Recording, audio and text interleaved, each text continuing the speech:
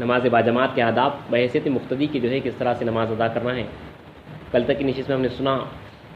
اجمالاً آپ کے سامنے پیش کر دیا گیا تھا کہ کس طرح جو ہے ایک مقتدی کی نماز ہوتی ہے، سورہ فاتحہ کب پڑھنا ہے، اور ساتھ ہی ساتھ تھوڑا سا آگے بڑھتے ہوئے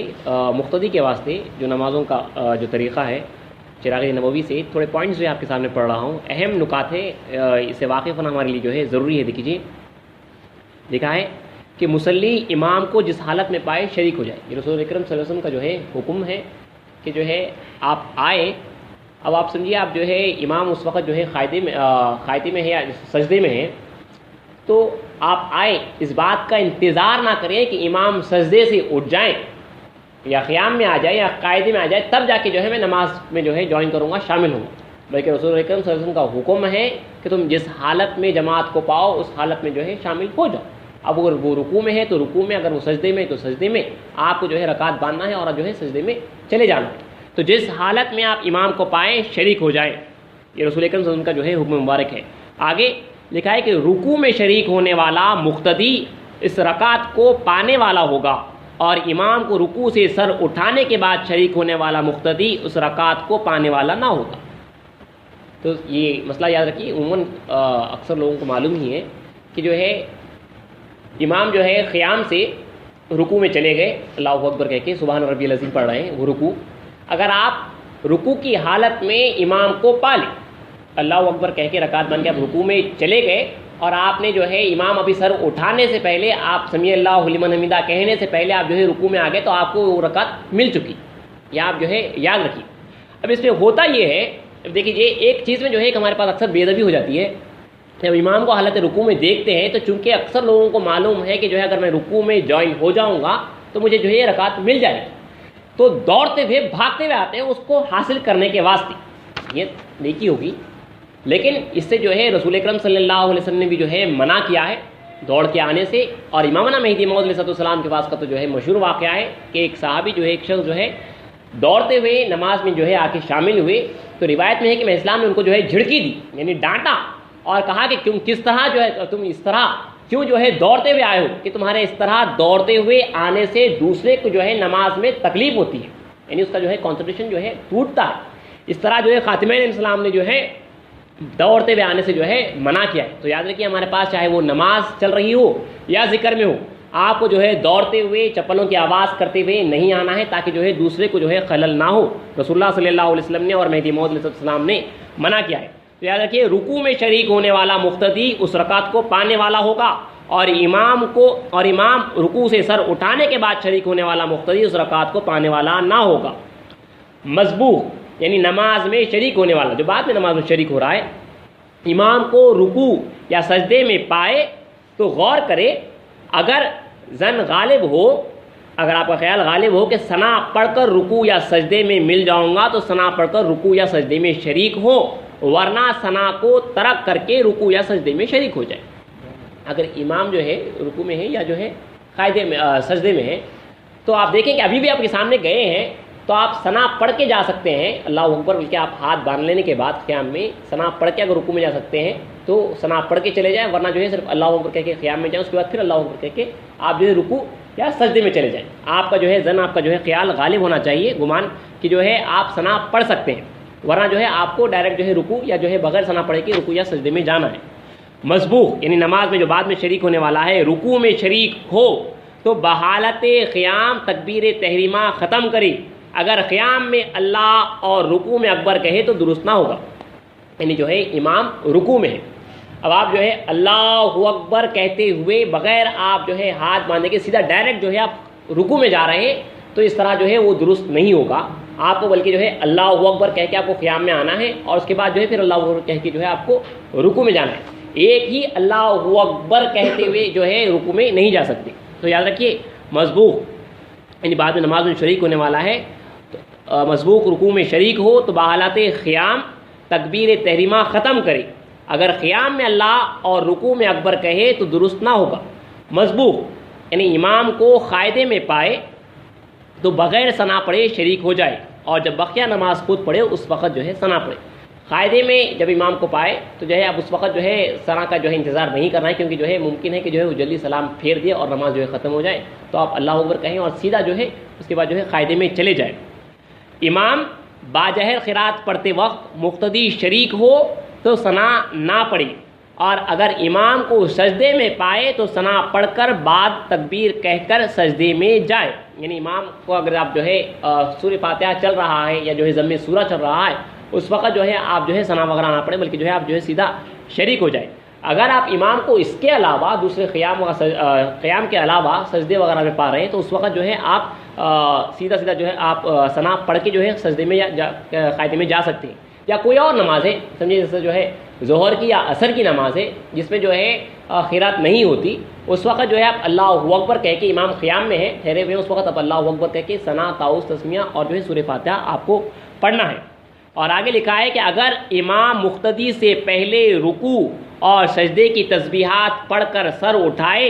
اور قاعدے اولا میں اتحیات پڑھ کر کھڑا ہو جائے یا قاعدے آخر میں درود اور دعا پڑھ کر سلام پھیر دے تو مقتدی کو چاہیے کہ ان کو چھوڑ دے اور امام کی اتباع کرے اور امام کے ساتھ رکوع اور سجدے میں چلا جائے، اور اسی طرح دعائے قنوت کو بھی چھوڑ دے۔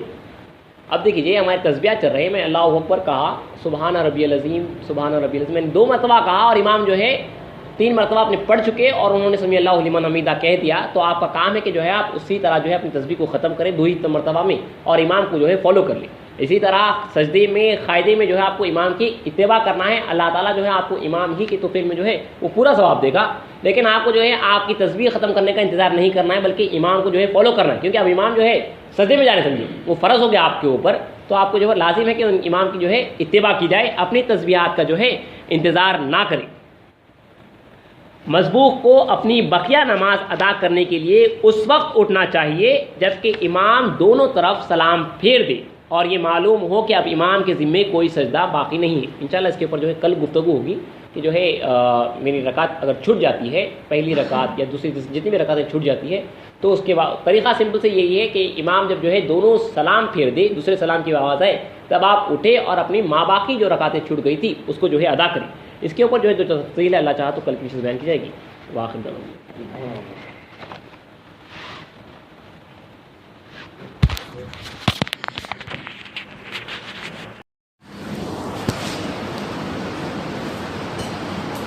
اعوذ باللہ من الشیطان الرجیم، بسم اللہ الرحمن الرحیم۔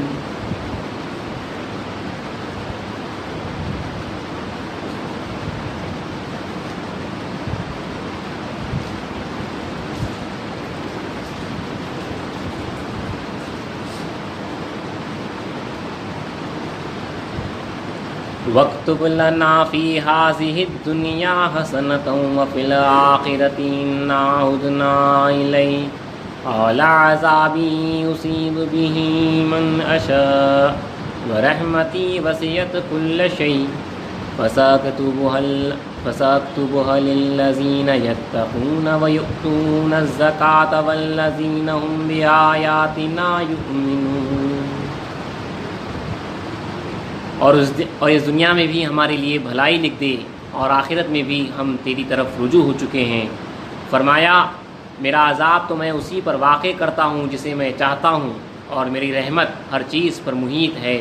اور اسے میں ان لوگوں کے لیے لکھوں گا جو تقوی شعار ہیں اور زکوٰۃ دیتے ہیں اور جو ہماری آیتوں پر ایمان لاتے ہیں۔ الذین یتبعون الرسول النبی الأمی الذی یجدونہ مکتوبا عندہم فی التوراة والانجیل یأمرہم بالمعروف وینہاہم عن المنکر ویحل لہم الطیبات ویحرم علیہم الخبائث ویضع عنہم اصرہم والاغلال التي كانت علیہم فالذین آمنوا به وعزروه ونصروه واتبعوا النور الذي أنزل معه أولئك هم المفلحون۔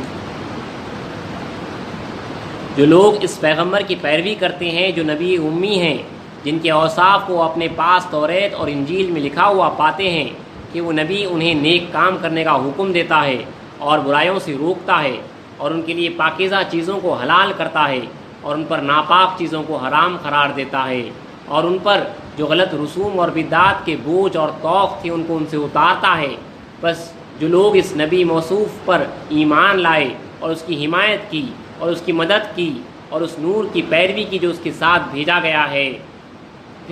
ہے اس تو ایسے ہی لوگ کامیاب ہونے والے ہیں۔ صدق اللہ العظیم و صدق رسولہ کریم و صدق المہدی الموعود العظیم۔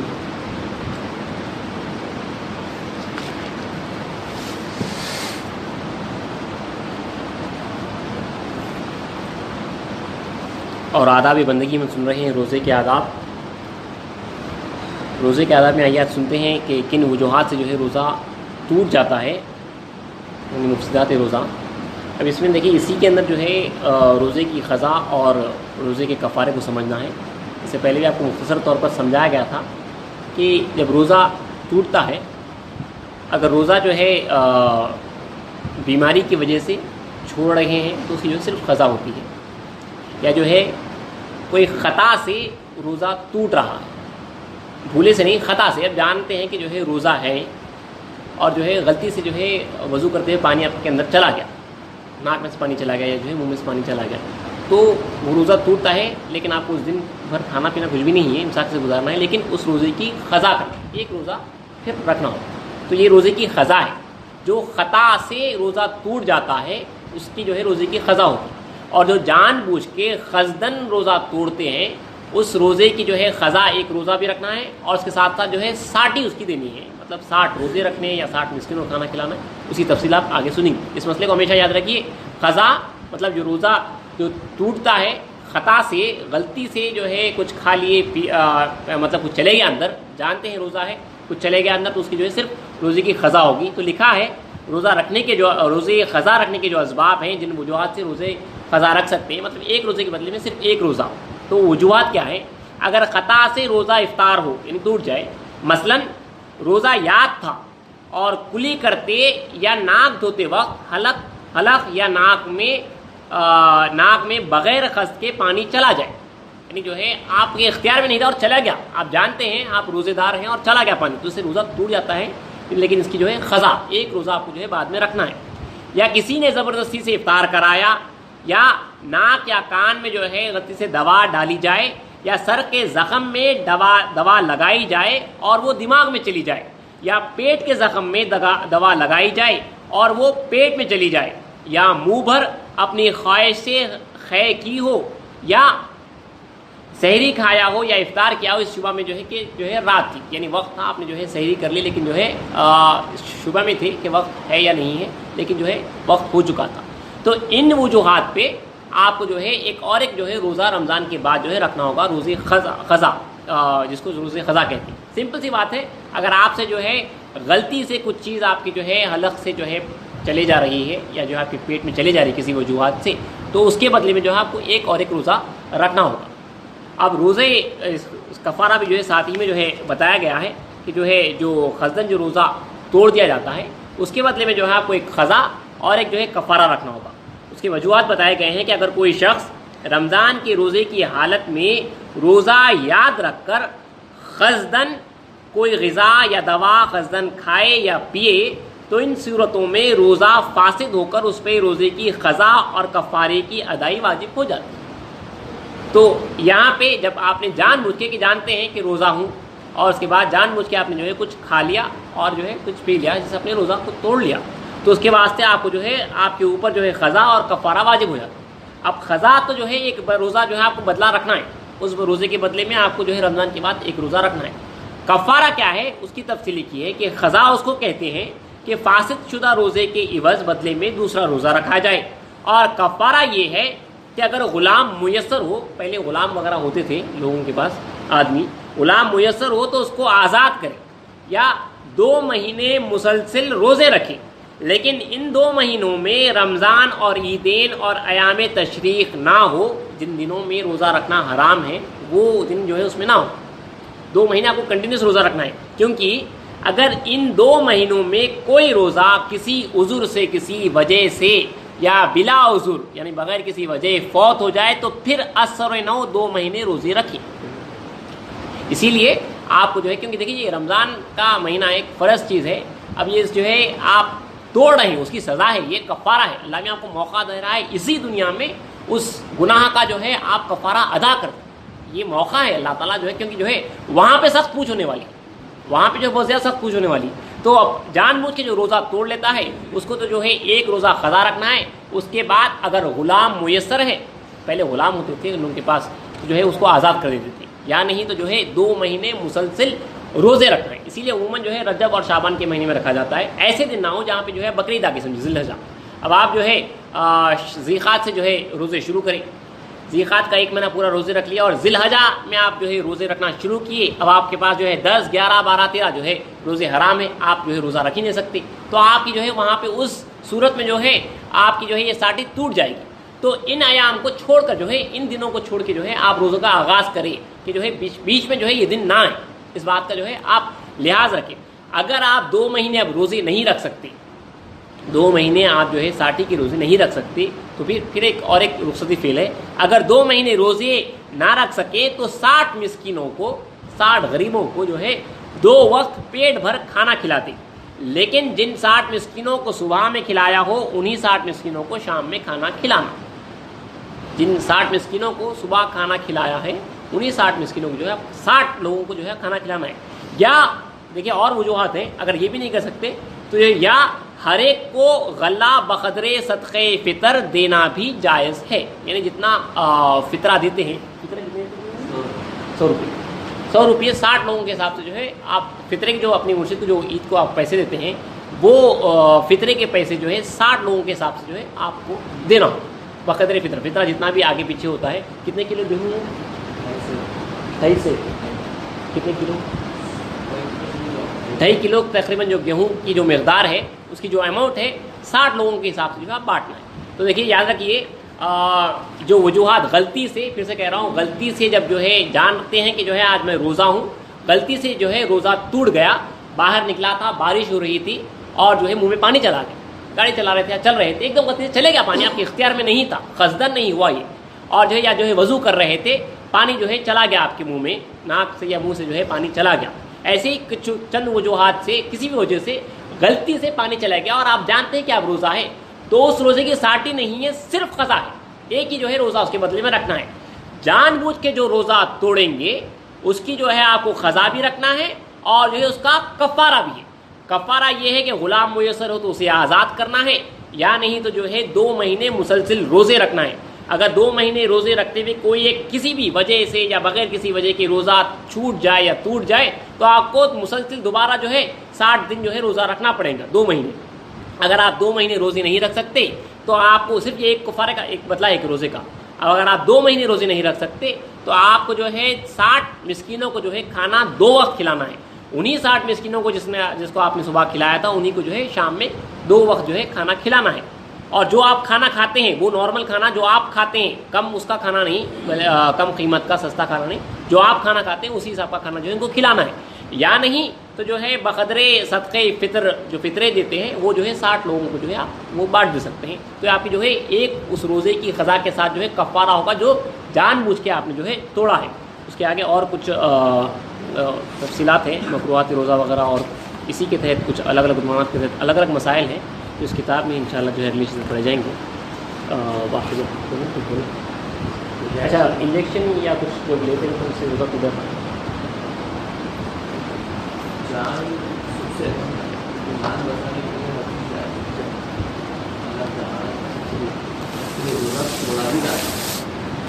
ایک عنوان ہے کہ ان وجوہات میں روزہ توڑ سکتے ہیں. ایک عنوان آگے آتا ہوں. لائف تھریٹننگ کنڈیشن میں حرام بھی حلال ہو جاتا ہے اگر جان بچانی ہو, کیونکہ جان پرائم ہے, اللہ کے پاس بڑی قیمت ہے جان کی. اگر آپ کو جان بچانے کے لیے روزہ توڑنا بھی پڑے تو آپ توڑ سکتے ہیں. وہ آگے انشاءاللہ اس عنوان میں آئیں گا. اور ایک ہے کہ ان وجوہات میں روزہ توڑ سکتے ہیں, اس میں آ جاتے ہیں. لائف تھریٹننگ کنڈیشن میں آپ روزہ توڑ سکتے ہیں, اس کا پھر قضا ادا کر سکتے ہیں.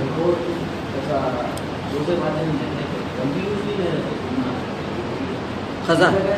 خزا ہے. صرف قضا ہے، بیماری کی وجہ سے یا سفر کی وجہ سے آپ روزہ نہیں رکھ سکتے تو اس کا ایک بدلہ کفارہ ہے. کفارہ جانور کے توڑے تو روزہ رکھے اور توڑے تو کفارہ ہے. آپ روزہ رکھے نہیں تو اور ایک سبجیکٹ آتا اس میں کہ کوئی بہت بوڑھے ہو گئے ہیں یا ایسی بیماری آ گئی ہے، شوگر آ گئی، بالکل ہائی رہتی شوگر، ویسی کنڈیشنز میں بھی جو ہے نا الگ کفارہ ہے، وہ بھی آگے سبجیکٹ ہے انشاءاللہ. غرارہ بھی نہیں کر سکتے، حلق خراب ہے تو غرارے تو پانی کا اندر ہی جاتا ہے. حلق کے اندر پانی چلا گیا، غرارہ جو کرتے ہیں آپ حلق کے اندر پانی چلا گیا تو روزہ آپ کا ٹوٹ جاتا ہے. کیا کرنا ہے؟ پانی دوپہر میں 4 بجے پانی نہا سکتے. بہتر یہ ہے کہ صبح 9 بجے کے اندر پانی نہا لینا ضرورت ہے. گاڑی وغیرہ نہیں بنا سکتے ہو. گاڑی نہیں بنا. باللہ من الشیطان الرجیم، بسم اللہ الرحمن الرحیم.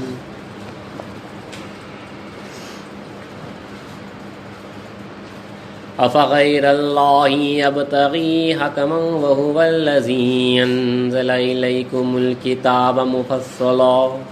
والذین آتیناہم الکتاب یعلمون انہ منزل من ربک بالحق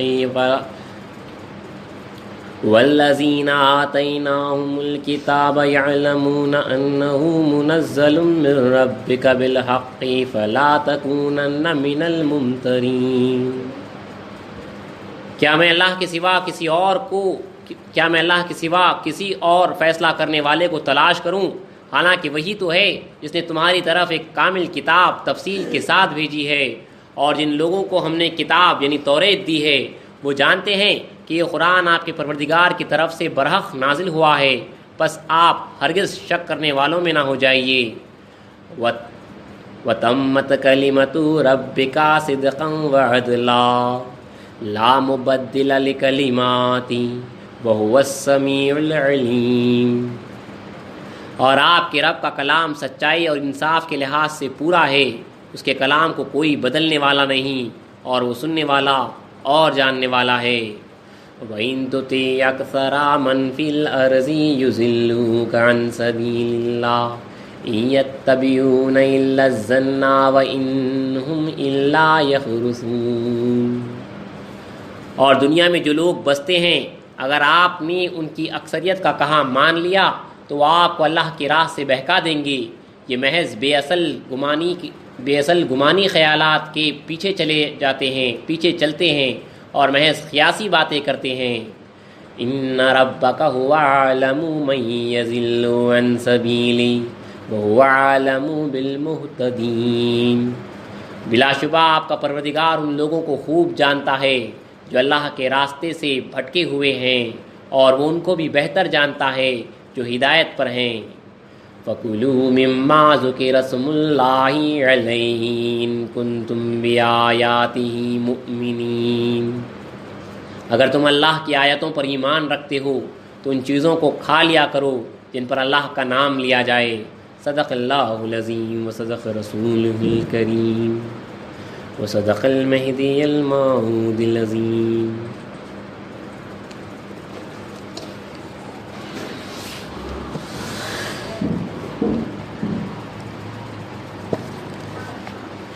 اور آداب بندگی میں ہم سن رہے ہیں نماز باجماعت کے آداب. بحیثیت مقتدی کے جو ہے آپ نے آداب سنے ہیں، جو کچھ کہ ہماری کتابوں میں آیا ہے وہ آپ کے سامنے جو ہے اجمالاً اور تفصیلاً دونوں طرح سے جو ہے رکھا گیا ہے. مختصر ساتھ دوبارہ جو ہے بریفلی جو کل اور پرسوں کی نشست میں سنا تھا تاکہ ایک مرتبہ جو ہے پھر سے کلیئر ہو جائے، کیونکہ جو ہے مقتدی کے حساب سے جو باتیں تھیں وہ یہاں پہ جو ہے آپ کے سامنے رکھ دی گئی ہیں. اب جو ہے وہ امامت کی طرف سے آگے بڑھنا ہے، یعنی امامت کے جو آداب ہیں اور اس کے جو مسئلے مسائل ہیں انشاءاللہ وہ تفصیل سے بیان ہوں گے. اس کے بعد پھر نماز کس طرح سے ٹوٹ جاتی ہے، ٹوٹنے پہ کیا احکامات ہیں وہ بھی جو ہے آپ کے سامنے انشاءاللہ رکھے جائیں گے. مفسدات، مکروہات وغیرہ کئی چیزیں ہیں. اس کے بعد اور کئی مسائل ہیں، سجدہ سہو وغیرہ کے مسائل ہیں، وہ انشاءاللہ جو ہے آپ کے سامنے ایک کے بعد دیگر نشستوں میں انشاءاللہ رکھے جائیں گے. تو مختصر ساتھ دوبارہ ایک مقتدی کو جو نماز پڑھنا ہے وہ آپ کے سامنے دوبارہ کہا جا رہا ہے. یاد رکھیے بار بار کہا گیا ہے ہمارے پاس تکبیر اولیٰ کی بہت ہی اہمیت ہے. تکبیر اولیٰ وہ پہلی تکبیر جہاں پہ جو ہے نماز سٹارٹ ہوتی ہے، تو اس وقت جہاں پہ جب تکبیر ہو جاتی ہے، جو نماز کی وجہ سے جو تکبیر جو کال کیا جاتا ہے، اس وقت پہ جو ہے آپ کو کوئی دوسری سنت وغیرہ جو ہے ادا نہیں کرنا ہے۔ ایک روایت ثانی مہدی رضی اللہ عنہ کے بھی دائرے کی ملتی ہے جو اس سے پہلے نہیں کہی گئی تھی کہ میاں ابو محمد مہاجر ہیں، دیکھیے مہاجر رضی اللہ تعالیٰ عنہ صبح کی نماز میں بعد تکبیر آ کر سنت ادا کر کے جماعت میں شریک ہو گئے۔ عموماً ہوتا ہے یہ اصل میں جو ہے غیروں کا طریقہ ہے، وہاں پہ جو ہے تکبیر ہو رہی ہے کیونکہ فجر کی نماز میں طویل قرات کی جاتی ہے، تو ان کے پاس شاید یہ احکامات آ گئے ہیں کہ جو ہے جب فجر کی تکبیر ہوتی ہے تو وہ لوگ جو ہے سنت بھی پڑھ لیتے ہیں اور اس کے بعد جو ہے فرض میں شامل ہو جاتے ہیں۔ تو ہمارے پاس جو ہے وہ منع ہے، کیونکہ جیسے پہلے آپ کو جو ہے تفصیل سنا دی گئی ہے تکبیر اولیٰ کی۔ تو میاں ابو محمد مہاجر رضی اللہ تعالیٰ نے صبح کی نماز میں بعد تکبیر ہو گئی تھی، آ کر جو ہے سنت ادا کی ہے، آپ ادا کر کے پھر جماعت میں جو ہے شامل ہو گئے، شریک ہو گئے۔ حضرت میرا سید محمود ثانی مہدی رضی اللہ تعالیٰ کو معلوم ہونے سے بعد ادائی فرض فرمایا کہ کیوں ایسا کی؟ حضرت میرا علیہ السلام کو دیکھے ہو کہ کبھی ایسا گزارے ہیں بعد تکبیر سنت ساخت ہو جاتی ہے؟ میاں ابو محمد نے عرض کیا کہ بھولے سے گزاری گئی، انشاءاللہ اس کے بعد نہیں گزاروں گا۔ تو یہاں پہ سیدھا میں اسلام کا عمل آ گیا کہ کبھی میں اسلام نے ایسا کیا ہے، مطلب میں اسلام نے کبھی ایسا نہیں کیا ہے۔ تو یہ طریقہ جو ہے غلط ہے، تکبیر ہونے کے بعد جو ہے کوئی سنت وغیرہ جو ہے ادا نہیں کی جاتی، بلکہ اگر ایک آدھا منٹ ہے تو بہتر ہے کہ جو ہے سنت پڑھے ہی نہ، تاکہ جو ہے آپ جو ہے وہ تکبیر اولیٰ کی جو اہمیت ہے، جو خصوصیت، جو خاصیت، جو اس کے اندر فضیلت رکھی ہوئی ہے، اس سے جو ہے محروم نہ ہو۔ کیونکہ تکبیر اولیٰ کے تعلق سے رسول اکرم صلی اللہ علیہ وسلم کی احادیث، آپ نے 2 حدیثیں آپ نے سنی تھی کہ رسول اللہ نے فرمایا کہ جس نے تکبیر اولیٰ کے ساتھ جماعت کی نماز پائی وہ نماز جو ہے بہتر ہے دنیا سے اور جو کچھ کے دنیا کے اندر ہے۔ پھر اور بھی حدیث ہم نے سنی تھی کہ کعبۃ اللہ میں ہزاروں اونٹ جو ہے قربان کرنے سے جو ہے بہتر ہے وہ نماز جو ایک نماز تکبیر اولیٰ کے ساتھ جو ہے ادا کی جاتی ہے، کیونکہ یہ فرض کا قول ہے، یہاں پہ جو ہے سنت ساخت ہو جاتی ہے، سنت آپ جو ہے پڑھ نہیں سکتے، سنت کا آپ کے اوپر جو ہے حکم نہیں لگتا ہے۔ تو یہ ہمیشہ یاد رکھیے کہ جو ہے آپ کو جو ہے نماز ادا کرنا ہے تکبیر اولیٰ کے ساتھ، اور جب تکبیر ہو جائے نماز کے واسطے اس وقت جو ہے کوئی سنت نہیں بلکہ سنت ساخت ہو جاتی ہے۔ بندگی میرا سید محمود سیدنی خاتم ارشاد کا بھی فرمان ہے کہ آپ فرماتے ہیں میں بچپن میں تکبیر ادھر ہوئی اور سنت کے واسطے ادھر میں نے رکعت باندھی تو میرے مرشد بندگی ملک العادات خلیفہ گرو نے جو ہے میرا ہاتھ چڑھا کر، یعنی جو ہے نماز سے چھڑایا، آپ کو جماعت میں جو ہے شامل کر دیا، فرض میں سنت میں سے ہاتھ چھڑا کے جو ہے آپ کو جو ہے فرض میں شامل کر دیا۔ اس سے معلوم ہوتا ہے کہ سنت ساقط ہو جاتی ہے اور آپ کو جو ہے اس وقت پہ فرض، یہ اللہ کا قول آ گیا کہ اب نماز ادا کرو تو وہاں پہ فوراً جو ہے آپ کو فرض میں شامل ہونا ہے، یاد رکھ لیجیے۔ اور اس کے بعد آپ کو تفصیل بتا دی گئی تھی کہ جو ہے آپ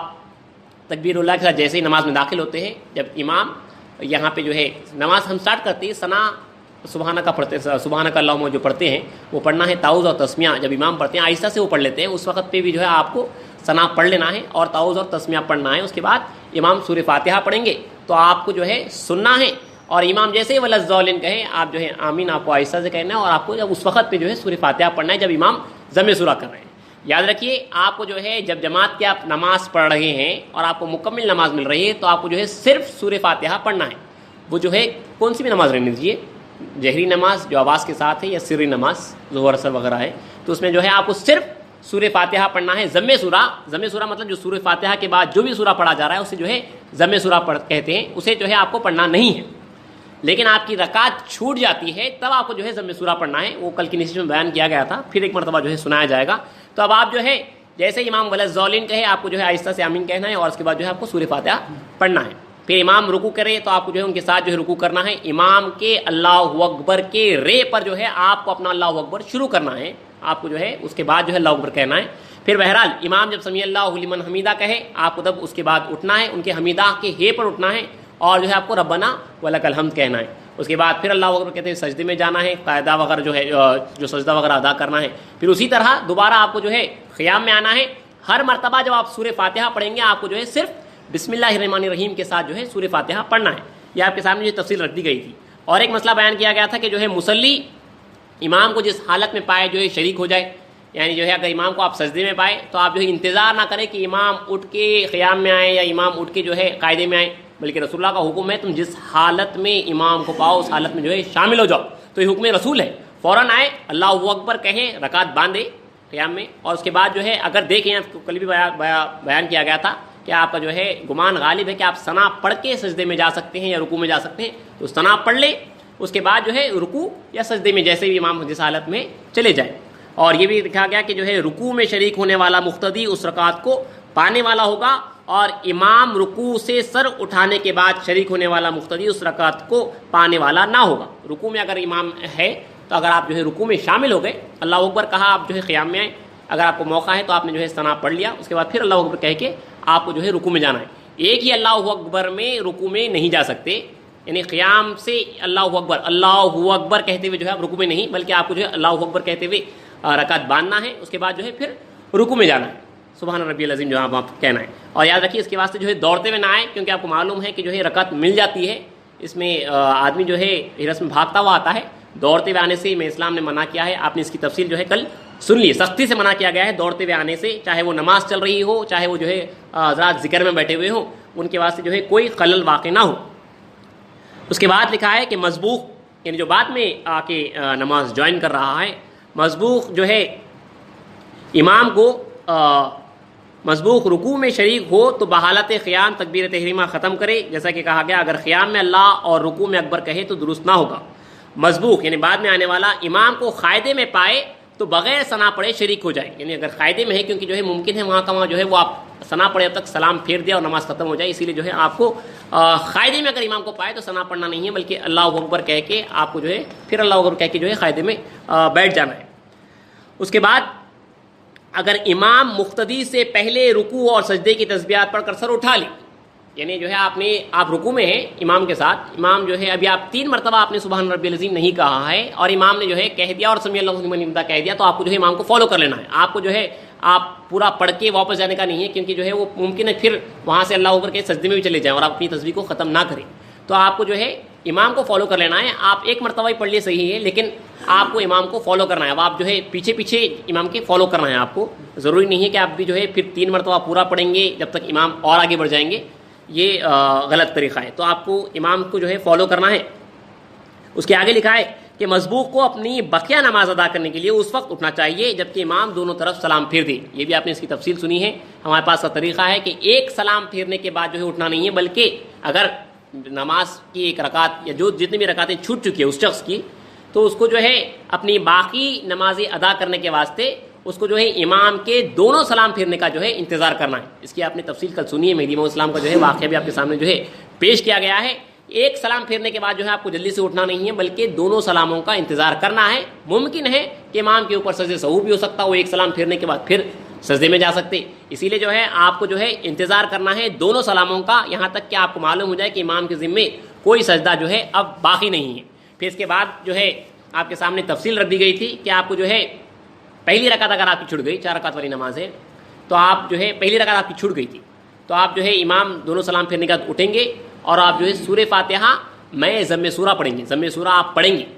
اگر آپ پوری نماز پڑھ رہے ہیں تو آپ کو ضم سورہ پڑھنا نہیں ہے امام کے ساتھ, لیکن چونکہ جو ہے ضم سورہ صرف 2 رکعتوں میں پڑھا جاتا ہے, آپ کی پہلی رکعت چھوٹ گئی تھی, اسی لیے جو ہے آپ کو ضم سورہ پڑھنا ہوگا. سورہ فاتحہ کے ساتھ ضم سورہ آپ کو پڑھنا ہوگا. اسی طرح اگر آپ کی 2 رکعتیں چھوٹ چکی ہے تو آپ جب باقی 2 رکعتیں ادا کر رہے ہیں تو آپ کو جو ہے 2 رکعتوں میں ضم سورہ کرنا ہوگا. پھر آپ کی اگر 3 رکعتیں چھوٹ چکی ہے تو آپ کو پہلی 2 رکعتوں میں ضم سورہ کرنا ہوگا, تیسری رکعت میں نہیں. اگر 4 رکعتیں آخری قاعدے میں آ کے بیٹھے تو آپ کو جو ہے 2 رکعتوں میں ضم سورہ کرنا ہوگا, پھر 2 میں نہیں. اگر آپ پوری نماز امام کے ساتھ جو ہے پڑھ رہے ہیں تو آپ کو جو ہے کوئی ضم سورہ کرنے کی ضرورت نہیں ہے. اگر آپ کی رکعت چھوٹ جاتی ہے تب آپ کو جو ہے سورہ فاتحہ کے ساتھ ضم سورہ کوئی ایک چھوٹا سورہ یا جو ہے کوئی ایک بڑی آیت آپ کو پڑھنا ضروری ہے. اگر آپ نہیں پڑھے یعنی سورہ فاتحہ پڑھنے کے بعد, یہ وہ شخص کے واسطے جس کی جو ہے رکعت چھوٹ چکی ہے, پہلی یا دوسری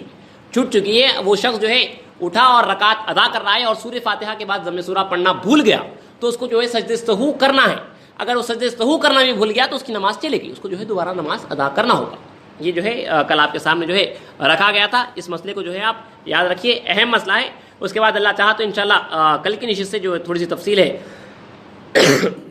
جو امامت کی تفصیل ہے, امامت کے جو ہے کام ہیں, اصول ہیں, ان کی جو پابندیاں وغیرہ ہیں, وہ جو ہے انشاءاللہ جو امامت کے آداب ہیں وہ آپ کے سامنے جو ہے بیان ہوں گے. اس سے پہلے ہم ایک کام کر لیتے ہیں کہ جو ہے اذان کے آداب بھی جو ہے سن لیتے ہیں, کہیں وہ چھوٹ نہ جائے. اذان کے ساتھ ہی جو ہے نماز کی جماعت جو ہے جڑی ہوئی ہے, تو اذان اور تکبیر کے آداب کے ساتھ جو ہے امامت کے آداب, اور پھر ان کے اندر اس کے اندر جو مسئلے مسائل پیش آتے ہیں وہ اللہ چاہا تو اگر امام کو حدث ہو جائے, نماز ٹوٹ جائے, تو کس طرح جو ہے ریپلیسمنٹ ہوتا ہے, اس سے جو ہے واقف ہونا ضروری ہے. بہت کم ہوتا ہے لیکن واقف ہونا ضروری ہے پیچھے والے شخص کو، نائب امام کو یا اس کے بازو کے لوگوں کو. تو انشاءاللہ جو ہے اس کی تفصیل جو ہے اللہ چاہا تو اگلی نشستوں میں جو ہے بیان ہوگی. واخر ظن